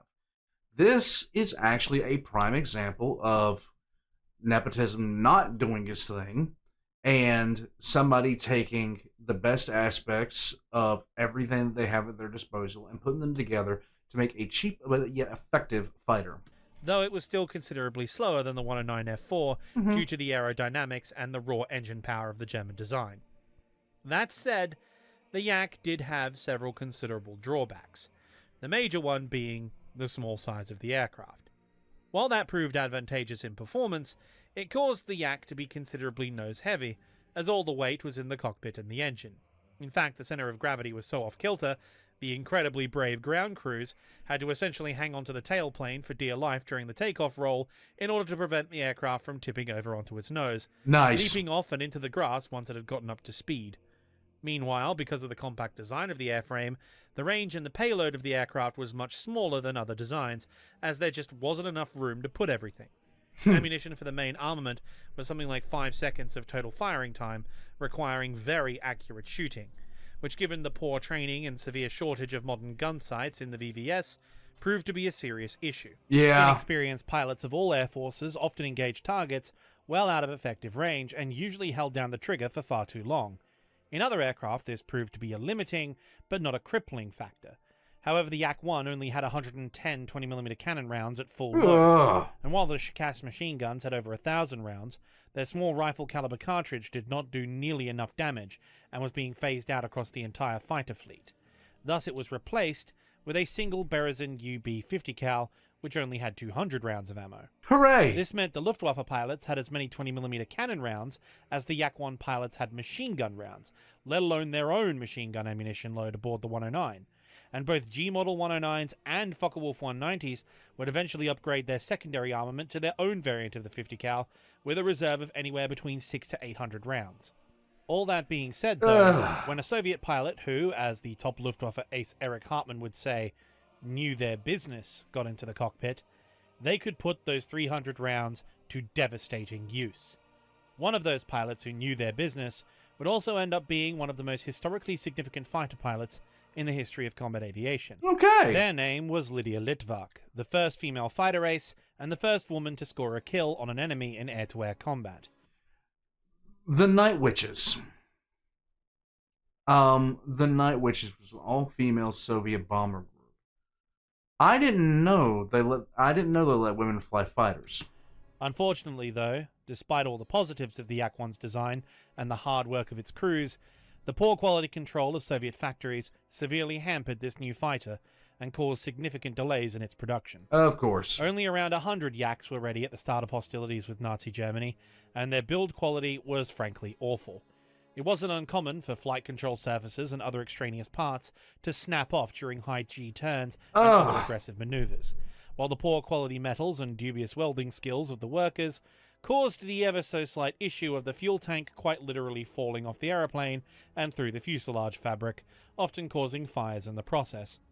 It would be a long, hard road for Yakovlev and his team to redeem their design, but they weren't the only ones. Artyom Mikoyan, as mentioned before, decided he was going to do things in the most complex way possible. Of course. He is also, like Ferdinand Porsche, why does he look like the Count from frickin' Sesame Street? I'm just asking. Subscriber to the Lamborghini Guide of Vehicle Construction before Lamborghini even existed. Get me the biggest engine, as many different features as possible, and it's got to have cool wings, and all the machine guns. In fact, put gun pods on it so we have even more machine guns, etc. It's Russian. Yeah. The MiG-1, which would later be developed into the MiG-3, was a complex plywood fuselage mated to a steel frame, with the engine compartment and cockpit section being made out of duralumin, essentially a lower quality early form of aluminium. Okay. The MiG's wings, meanwhile, were, like the rest of the aircraft, a hybrid construction, with a wooden aerofoil fitted to a steel wing spar. This wing is what makes the aircraft stand out and gives the MiG-3 its unique silhouette, as the design allows for a strong reinforced inner wing while the wingtips are on a dihedral, giving you more wing area with less metal reinforcement required. Okay. Though all the control surfaces were metal frames covered in fabric. Its armament was on the lighter side compared to the other Soviet designs, with one 50 cal Berezin UB machine gun and two Shikas 7.62 machine guns with around 300 rounds per gun. This could be augmented by underwing gun pods as mentioned, adding two more 7.62s, with the caveat of seriously reduced performance. Hooray. But what really sets this design apart though was the engine. The McEwen AM-35, an upgraded variant of the AM-34 optimized for high altitude, this engine was an absolute monster. In fact, it was one of the most powerful engines ever fitted to a fighter at the time, and boy howdy, was the MiG fast. At 20,000 feet, it was actually on par with the 109S series, clocking over 400 miles an hour. Oh. Brilliant, I hear you cry. Yeah. So this was the answer to the Soviets' prayers, right? No. Well, about that. The problem with having such a Remember, in Soviet Union, you must be atheist, so if you start praying, you go to Gulag. powerful engine was that this is, well, a Soviet engine. And so the power-to-weight ratio of said engine was not exactly great. In fact, it was awful. Despite having a high top speed, it took ages to get there. It had terrible acceleration. And the only way it achieved that speed was due to it being custom-tuned to high altitudes, up in the thinner air. Which is a problem, given that 99% of air combat on the Eastern Front would take place at low altitude. And when it wasn't at high altitudes, it was slower than the Yak-1. Now, this wouldn't be such a drama if it wasn't for the fact that this power-to-weight issue also, once again for a Soviet fighter, ruined its center of gravity, Hooray. making it highly unstable. Then there was the wing design, which, while novel, also gave it absolutely horrific low-speed handling characteristics, meaning when they slowed to maneuver in a dogfight, it couldn't turn very well, if at all. Great. And when they tried turning and burning in a dogfight, they ran the risk that they would lose control, fall into an irrecoverable spin, pitting the pilot in the cockpit with the centrifugal force, resulting in almost certain death. There is Yeah, but that's not really a problem because it's Russian. at least one recorded instance of 3 MiG-3s attempting to intercept a high-altitude German reconnaissance aircraft, only for all 3 of them to stall in unison and lose control, resulting in a total loss of the flight and its pilots. But all of this isn't the worst thing about the MiG. Oh, Christ. There is one detail that was more fatal to this design and more limiting to it than any other factor. Please do share. And it was this fatal flaw that would end up saving the Soviet aviation industry and perhaps the Soviet Union itself. Oh? Why? Because the AM-35 engine used by the MiG was the high-altitude tuned version. The AM-38 was the low-altitude tuned version. And that engine was used in the Ilyushin IL-2 Sturmovik. And unlike fighter design, which relies on cutting-edge technology and outstanding performance, what mattered with bombers was ruggedness, survivability, ordnance, and production numbers. These are things that the Soviets could do. Meaning the engines bound for MiG production went to a far more useful, and it has to be said, an absolutely magnificent aircraft. I love the IL-2, and while its performance has been called into question in recent years, as far as aircraft goes, well, Stalin himself said that the Sturmovik was as vital to the Soviet Union as air or bread. This thing was magnificent. Thus, the MiG would be assigned to purely air defense units, guarding big cities for their time in service, until they were replaced by Yaks and LAs in 1943. Okay. However, to its credit, the MiG was the starting point for some of the Soviet Union's greatest aces, including perhaps the most famous, Alexander Pokrishkin.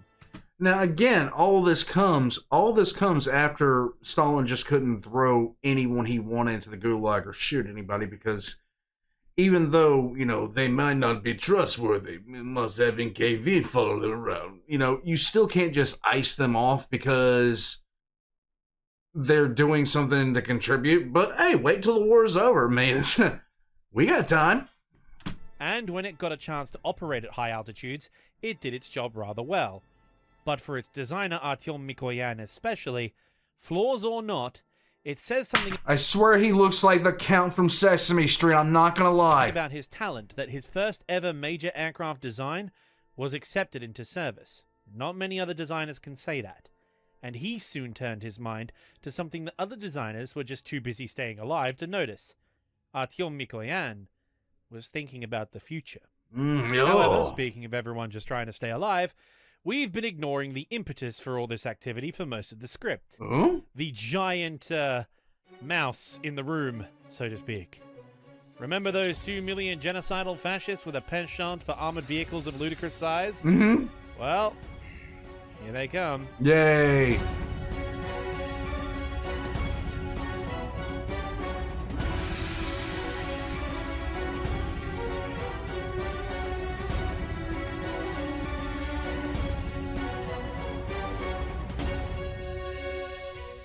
Operation Barbarossa commenced on June 22nd, 1941, and in terms of aerial warfare, it was the single worst defeat suffered by an air force in human history. Yeah. Everyone had been placed on alert less than 24 hours before the invasion commenced, but those alerts did not filter through to the aviation units until it was far too late. The Red Army had been forward deployed into several large echelons close to the frontier. Stalin had always assumed that as long as the Western Allies were still in the fight, that the angry Charlie Chaplin impersonator would never risk waging a war on two fronts. 3 if you count the African campaign. Not to mention, he relied on Soviet trade for most of the raw materials needed to fuel his war effort. Which proves Stalin, for all his clever political dealings, wasn't very bright. First... Well, you don't have to be very bright if you have absolute power. You can just throw anybody that disagrees with you in the gulag. Expansionist empires find it cheaper to just take resources than pay for them. True. Secondly, given that every Soviet spy in Europe, and even their top spy in Japan, Richard Sorge, was watching millions of German troops marching eastwards and going, "Yo, boss, this kinda looks sketch." Or the constant recon overflights into Soviet territory by high-altitude Luftwaffe reconnaissance aircraft. Or the fact that a German communist who'd been drafted against his will defected and crossed the border with a handbook on him, and the handbook was titled Useful Phrases in Russian, which had the words "hands up," "surrender," and "die Bolshevik pig" on the first page. When somebody tells you that they want to destroy you, I typically would believe that person. Nah, they aren't going to invade. Nah. Stop being alarmist. We can't do anything that might provoke them. Don't be alarmist. Don't rock the boat. Are you going against what the party is saying? The party says that Germany isn't going to do anything. Are you against the party? Are you having anti-revolutionary ideas? Would you like to visit Siberia in the winter? That was an actual order Stalin gave out to the frontline troops, by the way, just in case you were wondering. Oh, God. And so, despite all these warnings, as well as the fact that General Zhukov and Stavka ran wargaming scenarios that almost mirrored the German plans for Barbarossa, warning Stalin that defense in depth was the correct course of action, the entire Red Army was set up for offensive operations instead. Offensive operations to take place far in the future. At the time, they were conducting training and reorganization, meaning half the entire military was in reserve or on leave. As for the VVS, or the Red Army Air Force, they were on peacetime readiness. Their pilots were in the mess or asleep, while their aircraft were parked on their airfields in long, neat rows, or in their big, easy-to-see hangars at their permanent bases, rather than being dispersed across alternate airfields or parked in sheltered revetments. The entire Soviet Air Force was basically one giant sitting target. The result was this obvious single most one-sided engagement in the history of combat aviation by a margin that will never, ever be repeated. And I'm including stuff like Desert Storm. Yeah. That bad. Yeah. Well, actually, it might get repeated if the US decides to go absolutely postal and solos the entire planet, but the chances of that are remote. I hope. Me too. Stop it. Leave the kid out of this. Leave the kid out of this. Let me fucking Anyway, over the course of the next 2 days, Leave the Luftwaffe kid out was of this. confirmed, not speculated, not contested, confirmed from both Soviet and German sources to have destroyed almost 3,000 aircraft in the air and on the ground. Ugh. Axis losses, by contrast, were roughly 150 to 200 aircraft across all combatants and all aircraft types, which puts the KD ratio in favor of the fascists at 15 to 1. 15 to 1. The commander of Soviet Air And that's actually polite. Forces West, upon inspecting his airfields in the wake of the attack and confirming the casualty reports he was getting, decided to, in the words of Nikita Khrushchev, I have to report to the boss. Perhaps you'd prefer to avoid the red tape. Yeah. this all but guaranteed the invaders' air superiority for the first 2 years of the war in the East. However, as we know, the Soviets weren't the only ones in the fight. No. Lend-Lease started to arrive within weeks of the invasion, and that trickle very soon turned to a flood, while the Allies ramped up their own air campaign, inflicting heavy attrition on the already stretched-to-the-limit Luftwaffe. This bought precious time for the designs and designers I spent most of this video clowning on. With the Western powers on their side, they now had access to a steady source of aluminium and rubber, and after their aircraft were given an obscenely costly but very thorough field test, by 1943-44, the Yak-1 had turned into the Yak-1B, then the Yak-9, until finally it became the Yak-3, a metal-skinned, high-performance fighter so lethal German pilots were ordered to avoid fighting it if possible. Meanwhile, Lavishkin went back to the drawing board on his failed creation, refined the construction techniques, got the weight down, worked out the bugs, and ended up creating what would ultimately be the finest fighter of the Red Army Air Forces. The magnificent LA-5 evened the odds against the 109G and the FW-190, with a roaring, high-tuned right cyclone producing absolutely ludicrous horsepower. It immediately solved the issues of Lavishkin's design, while the various tweaks he had made ensured its agility and, more importantly, its ease of piloting. All it takes is a severe beating over a prolonged period of time. This aircraft was second to none. Its ultimate form, the LA-7, would, like the Yak-3, be made out of lightweight alloys and come armed with 3 20mm cannons, able to outmaneuver anything the Germans could throw at it. It would be in this machine that the highest-scoring Allied ace, the Ukrainian fighter pilot Ivan Kozyedub, scored the other half of his 80 kills. It's amazing how many times I'm hearing Ukraine in this. Speaking of Ukraine, as I said before the beginning of this, Toyota Hiluxes, description down below, fundraiser, check it out. Including an Me-262 and, if rumors are to be believed, an unofficial victory over a P-51 who failed his aircraft recognition tests. It wasn't all plain sailing, though. The Soviet state was rather concerned that, even with these new machines, they were heavily reliant on licensed production and lend-leased resources. Once the war with Germany was over, their current allies would be back to their enemies. Right. And their technology and economy. And I wonder why that would be. You know, it couldn't be a self-fulfilling prophecy or anything. Could not stand up to losing their aid. New designs would have to be built so they could catch up, which means more research and a teensy tiny bit of armed robbery of Eastern Europe, as well as some slave... excuse me.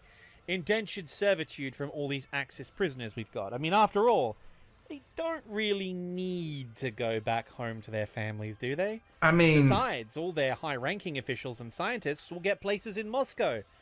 Whether they have a choice of place is different. Yeah. We had this one guy, though. What was his name? Sergei Koryolov, that's right. He built a rocket plane back in the day. He'll come in handy. Where is he? Oh, that's right. We sent him to the Gulag in Chapter 2. That's right. Could you send someone to see if he's still there, please? Thank you. While they were still trying to dig up Koryolov and see if he survived Siberia, other rocket experiments were taking place. The Berezhnyak Isayev BI-1 was their first and really only foray into the rocket-powered fighter idea. Much like the Germans, they ran into the issue that the fuel on these aircraft tended to be rather... dicey. Yeah. They'd settled on a nitric acid kerosene mix, which was not very efficient, but very easy to make. Okay. This meant it made nothing like the thrust of the Me-163's engine, but on the plus side, it wasn't nearly as sensitive to a sudden kaboom. Yeah. In the Soviet case, the ground crews had a chance to do a runner first. The issue was, while the Me-163 worked quite well if it didn't kaboom, the BI-1 didn't. And I'm sure you can see the downside of using a highly corrosive acid as your mixing agent. It, kinda eats the engine. And Yeah, but who cares about all that? I mean, why do you care so much? I mean, it's highly... Who cares? the It's crew fine. It's actually Russian. not handled correctly. And when I said its efficiency wasn't good, I meant that its top speed was around 500 miles an hour in optimal conditions. Huh? Most of the time, it was a similar speed to late war variants of standard fighters. The Me-163, by contrast, regularly hit 560 miles an hour, and it did that in a climb. As you can imagine, the BI-1 and later the BI-7 were never adopted, especially after it killed its primary test pilot while severely burning several of the engineers. Okay. But the times, they were a-changing. Yeah. As the men of 1st Ukrainian Front marched into Berlin while meeting their American allies on the Elbe, NKVD search teams scoured through Eastern Germany and Czechoslovakia as well as Austria for any scraps of advanced technology, as well as the men who built them. It was a furious race against the agents of Operation Paperclip, who were even now racing to Peenemünde. But the Soviets had already struck pay dirt. Oh. They had hit the motherlode. Oh. They got an example of pretty much every piece of advanced German technology. Jet engines, Oh. V-2 rockets, Oh. half the scientists, all the things they'd need to close the technology gap. And as the first BMW 003 turbojet was delivered to Sagi in Moscow for examination and replication, one of the engineers on hand was already drawing up designs in his head. Even as the technicians worked frantically away, Artyom Mikoyan left the room and headed back to his office, straight to his drawing board. Ooh. And the work of the future would begin.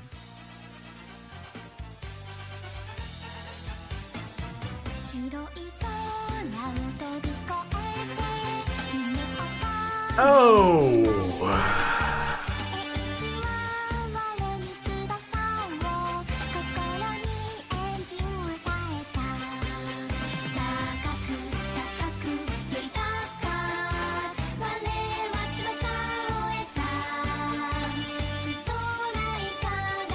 Hold on a second. Okay, so look. This is just another oh my god. So when he was talking, everything started to look, now it wasn't good. It wasn't good. At no point was it good. But it was going in a positive direction. Then all of a sudden,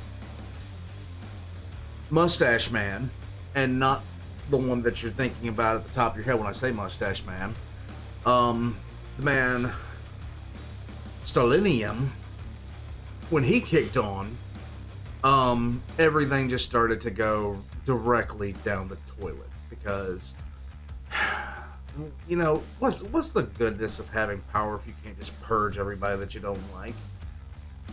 But at the end of the day, the same problems persist throughout. The same problems persist for what? God, almost what? At that point, 35 years, and they're going to continue. They will continue. They just don't stop. So I always made fun of the Russians because I said they learned nothing. They learned absolutely nothing since their war against the Finns. They've learned nothing since then. They learned nothing during World War II. They learned nothing during Chechnya. They learned nothing during any of the other times, period, that you could think of them learning absolutely jack. They learned nothing. And now I have to extend the timetable back before the October Revolution, before World War I, all the way, like, I just thought the Baltic Fleet, oh my god, never mind. Russia can't do logistics. They have a proven track record of utterly destroying themselves logistically. Like, they can't even be, I can't even conveniently rely on the Russians to deliver their own ass into the equation. It's embarrassing. It's embarrassing every single time that you see it. It gets worse and worse. I was literally sitting there talking with somebody the other day, with a whole bunch of people the other day about this. Like, when Russia invaded Ukraine, if Ukraine had A-10s, the war would have been over on day 3, because every A-10 pilot was sitting there looking at those roads, looking at those huge lines of convoys that couldn't go anywhere, and just drooling. And nothing's changed. Nothing has changed in the slightest. Russia is still bogged down with this perception of itself that it can't quite shake off. It is still bogged down with a lack of skilled tradesmen. It is still bogged down with oligarchical and, to basically dictatorial style leaders that will give positions based off loyalty than actual skill. And it's not gonna change. It's not gonna change for a while. Because I just don't know. It is utterly mind-blowing at how you can look and see a nation that has simply destroyed its own history so many times and revises history so many times and has such impressive amounts of revisionist history that it just completely and totally forgets the mistakes that it overcame. It's just mind-blowing. Warpugs, this is the first time I've ever seen anything from Animarchy History. Let me know what you think in the comment section down below. I'm going to take off out of here. Remember, check out the fundraiser for the Toyota Hiluxes down in the description below. Oh my god. Join as a member of Patreon for early access. This blows my mind. It constantly got worse. It's one of those situations where you're just sitting there like, oh my god, this can't... every single time, it just doesn't get like a little bit worse. It just takes a nosedive off a cliff until I'm spinning around in a circle. I am the perpetual engine at this point, because every single time I turn around, I'm just spinning around constantly.